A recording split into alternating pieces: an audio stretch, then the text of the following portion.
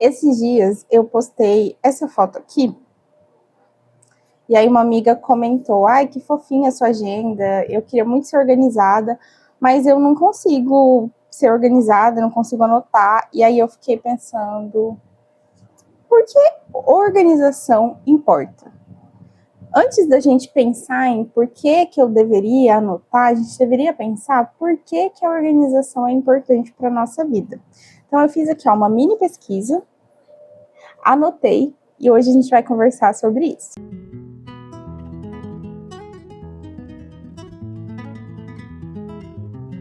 Nos meus últimos vídeos, a gente falou sobre a origem do journaling e a cultura dos cadernos. Então, a gente abrangeu por que é importante escrever um diário e escrever sobre a sua própria vida.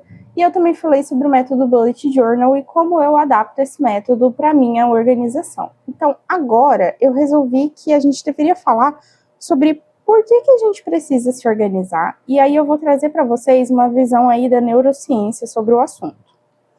Então, o nosso cérebro, ele não foi feito para guardar tudo.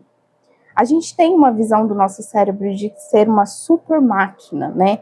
Mas ele tem algo chamado memória de trabalho, que é o espaço que a gente tem disponível para pensar, decidir o que a gente quer fazer, lembrar das coisas. Quando a gente tenta manter tudo aqui dentro da cabeça, acontece algo chamado sobrecarga cognitiva. E aqui eu vou fazer um adendo que, assim, eu sou uma pessoa neurodivergente, né? Eu tenho transtorno bipolar tipo 2 e, para mim, todo tipo de sobrecarga que existe, eu tenho. Então, eu tenho muita sobrecarga auditiva, sensorial e cognitiva. Então, não escrever, não anotar, nunca foi uma opção, porque o meu cérebro nunca foi capaz de manter uma informação dentro dele de forma consistente, e eu também nunca fui capaz de confiar no meu cérebro. E acho que isso foi muito importante para que eu desenvolvesse um método personalizado meu de organização e anotação, além de ter desenvolvido esse hábito, tá? Então, gente, quando você anota, você cria um sistema externo e aí o cérebro, ele alivia aquele espaço. É como se a gente pegasse um computador e aí, ao invés de você guardar na memória do computador, você guarda ali no HD externo e não pesa o seu computador. É exatamente o que acontece com o nosso cérebro quando a gente anota as coisas em algum lugar. Isso reduz o cortisol, que é o hormônio do estresse, e o fato da gente dar aquele checkzinho na tarefa, sabe? Quando você tá fazendo alguma coisa e aí você dá um checkzinho, assim, um xizinho de tarefa concluída, isso libera dopamina, que é o hormônio da satisfação, tá? Então, o hormônio da recompensa. Então, existe também uma questão hormonal que faz com que anotar as coisas seja um hábito prazeroso. Como eu criei o hábito de me organizar? Bom, eu disse para vocês que eu sou neurodivergente, né? E aí, inicialmente, eu fazia isso em qualquer folha de caderno. Não usava nenhuma ferramenta cara, tá? Eu comecei a anotar de forma totalmente aleatória. Já tem até um vídeo aqui no canal onde eu mostro todos os meus cadernos antigos, onde eu fazia anotações de forma bem aleatória. E aí, o que eu fazia? Ao invés de anotar o que eu precisava fazer, eu anotava tudo o que eu fazia. Porque inicialmente eu não sabia o que eu devia anotar. Então eu pensei, ao invés de anotar as coisas que eu preciso fazer, eu vou fazer o seguinte, eu vou detalhar tudo que eu faço todos os dias, para entender o meu próprio comportamento e entender aquilo que eu realmente precisava anotar, que realmente não podia ser esquecido, que realmente era uma tarefa a ser concluída e aquilo que não tinha muita importância não anotar. Eu acho que o fato de anotar tudo antes de pensar no que anotar, mudou a forma como eu via a organização, porque muita gente tem a ideia de que não tem motivação para ser organizado, e na verdade você não tem a clareza, porque você nem sabe o que você realmente precisa organizar, então como que você vai organizar? Precisa primeiro você ter clareza daquilo que necessita ser organizado, para daí você conseguir organizar.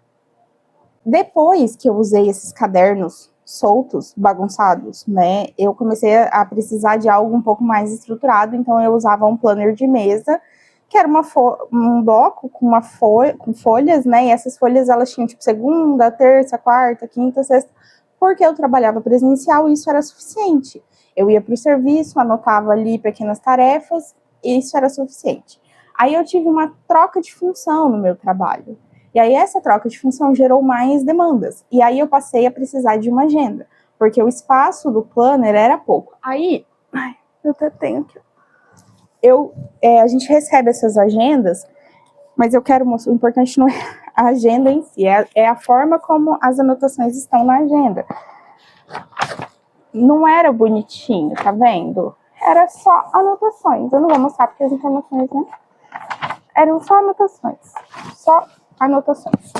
Soltas, mas eram pertinentes ao trabalho que eu estava fazendo no dia que eu anotei aquilo. Ainda não era um processo organizacional real, nem bonito, nem esteticamente agradável, mas naquele momento era eficiente, tá?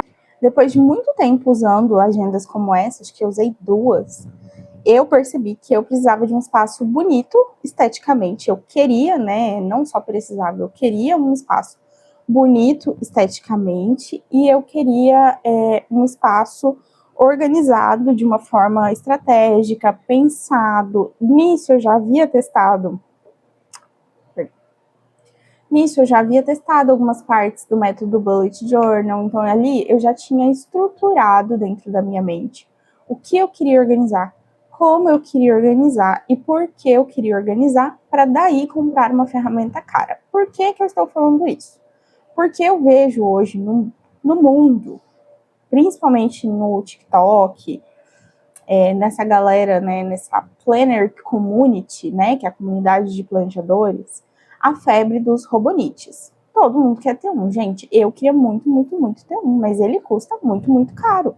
E eu não vou investir numa ferramenta que custa muito, muito caro sem ter a certeza de que eu vou usar essa ferramenta. E eu estou falando isso porque muitas vezes a gente, na ânsia da ferramenta, do hype, acaba gastando dinheiro com uma coisa que não necessariamente vai suprir a nossa necessidade, e aí não se organiza porque não usou a ferramenta correta. Muitas vezes eu topo com vídeos sobre o Robonite e as pessoas falando que não sabem o que fazer com as páginas diárias. Então, tipo assim, simplesmente essa ferramenta não era para você. Você tinha que ter comprado um planejador menor, com menos espaço, porque talvez te agradasse mais. Mas comprou pelo hype, não pela funcionalidade. Então, eu estou falando isso aqui, tá? Não é na intenção de ofender ninguém, não é na intenção de falar não compre um Robonite. O dinheiro é de vocês, vocês compram o que vocês quiserem. Estou falando isso na intenção de ajudar e direcionar. Eu sou, né, assim, defensora dos Kimber. Vou até pegar o meu aqui, tá? Eu tenho 2 para esse ano. E para o ano que vem, o meu plano é ter pelo menos 3 ou 4 Kimbers, tá? Esse aqui começou como meu planejador total. Eu coloquei serviço e pessoal aqui junto. Já tem vídeo falando sobre isso também aqui no canal. E depois de um certo tempo, as coisas ficaram muito misturadas e o espaço era pouco para o que eu precisava escrever aqui. Tanto de trabalho quanto de pessoal, acabou ficando um espaço pouco. E aí eu decidi comprar o Kimber Wix para me dar uma mão, né? E foi a melhor coisa que eu fiz, porque para mim, aqui no trabalho, o Kimber Wix, ele tem o tamanho perfeito para concentrar todas as minhas tarefas e toda a questão do planejamento de conteúdo aqui para o YouTube também está concentrado aqui junto com o meu trabalho CLT, porque afinal de contas eu levo a produção de conteúdo como se fosse um trabalho mesmo, né? Então eu consigo concentrar as 2 informações aqui.